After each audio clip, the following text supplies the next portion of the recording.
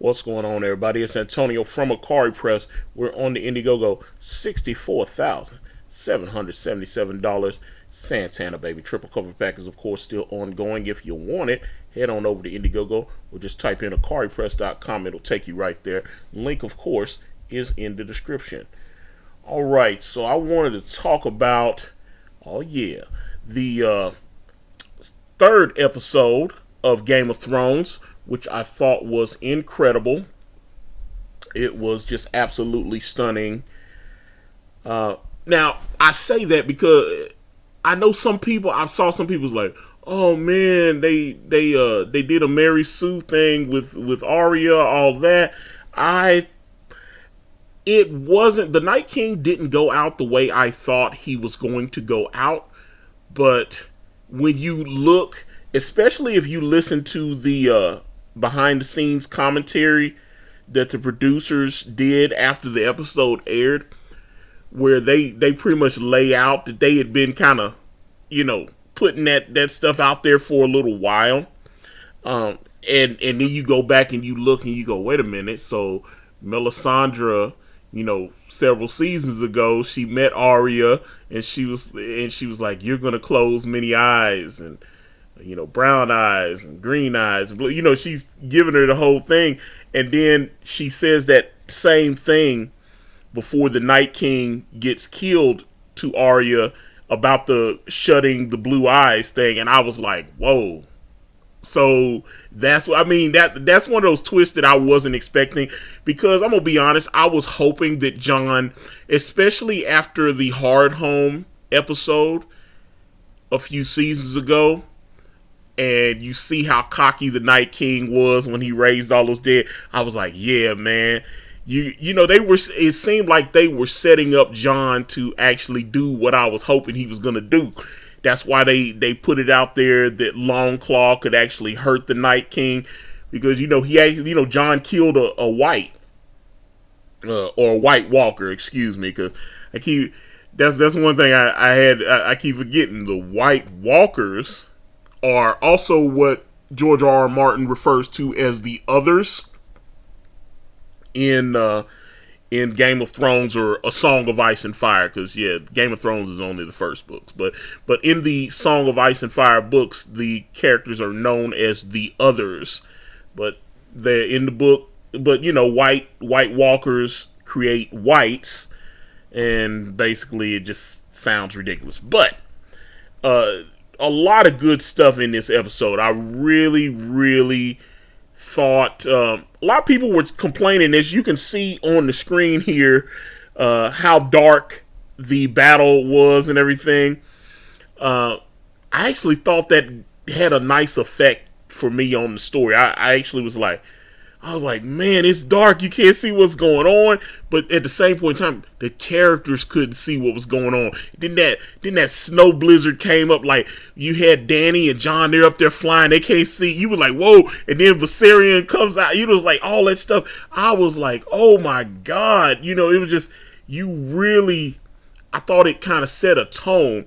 And just from the trailers from the next few episodes, those are going to be bright. Those are going to be like daytime episodes, I guess, or whatever. But I really thought it kind of gave this kind of ominous feel to the overall shot selections and everything. And but let's talk about a couple of my favorite moments. Lyanna Mormont. I thought she went out like a champ. Lost a little respect for Sam, because I was arguing with a couple of friends about Sam, because they was like, well, Sam's a coward, and I was like, I agree with that. They've never had it set up that Sam was like this big boss character that was going to be fighting everybody. But when the wildlings attacked Castle Black, and you had Stannis Slint cowering down in the what was that, in the little cubby or whatever with the young lady and the baby. You had him down there, trying to make sure he didn't get took out.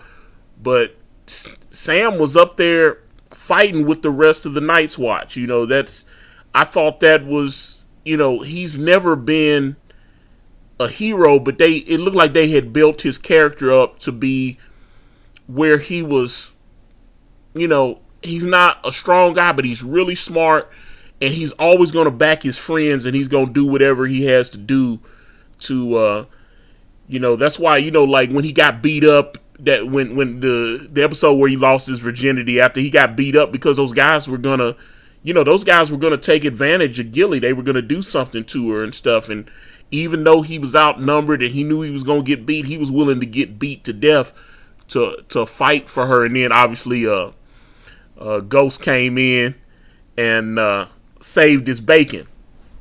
But that's the character of Sam that I respected.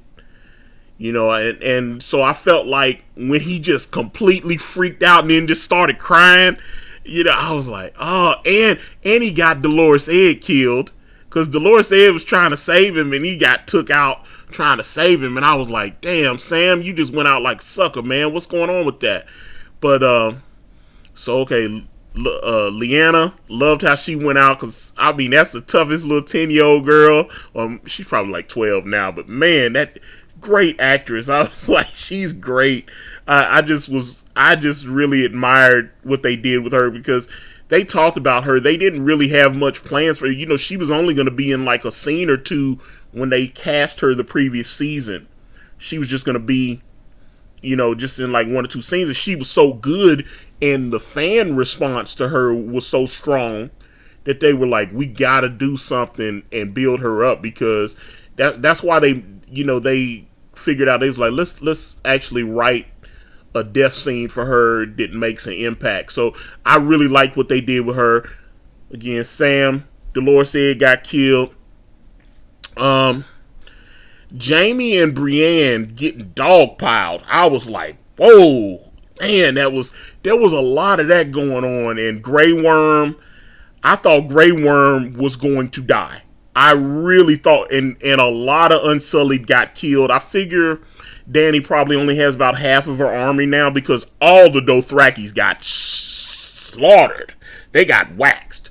All the Dothraki, I don't know, that wasn't smart the way they did that, because in other battles, they normally hold the cavalry people in the back, and they let the infantry run in, and then they bring the cavalry in. So it looked weird that they rushed in there with the cavalry right off the rip.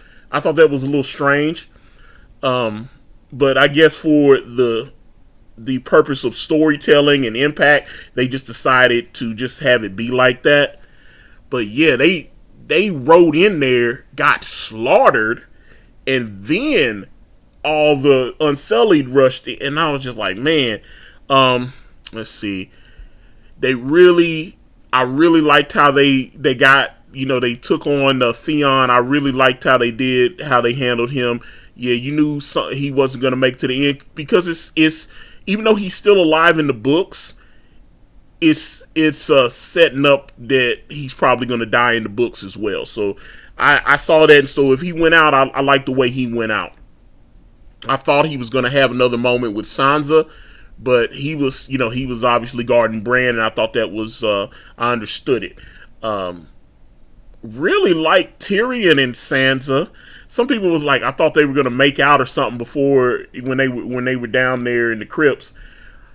I would not be shocked if they're both alive at the end of the season, if they became a real couple. I mean, they already were married, but they never consummated it. I would not be shocked if they decided, hey, let's put Tyrion and Sansa together. I think, and I wouldn't I wouldn't have a problem with that. I've liked their scenes in these episodes so far. I like how they kind of seem to like each other now.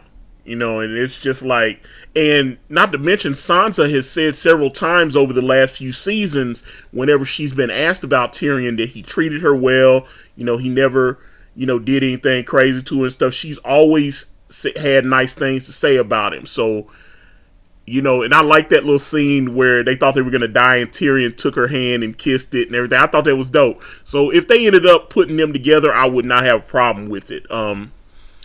Also, let me see, the dragon fights. They must have spent $2.5-3 million at least. I'm probably underestimating it because I remember, what was it, the season before when they had that big dragon battle with where Braun shot Drogon down when Danny was riding. They had that big battle. They said they spent about $8 million on that particular episode, just trying to do. It was such a big battle, and the the CGI shots and all that stuff. So I said 2 or 3 million. They probably spent at least 6 to 8 million again. Because I mean, my God, look at this. I thought these were beautiful shots here, where these dragons are flying in the air and everything. I just and the way they did Viserion was dope. Even like half his face got ripped off, and it was just this weird undead dragon just shooting the blue flame out, and I was just like, man, just really, oh man. I've watched the episode like 3 times now. It's I really enjoyed it. Let me see, but let's talk about, again, I want to go back to Arya taking out the Night King. I thought that was just not only her taking out the Night King, but when she was fighting with her staff, that whole thing was dope, man. Breaking it in half and because it splits in half. I just thought that whole thing. I'm a Darth Maul fan. I thought the way she handled herself was really cool. And then oh yeah, the Hound had a little moment where he freaked out, but I liked how he saw that Arya was in trouble and he woke up and came out of it. I thought that was good on him.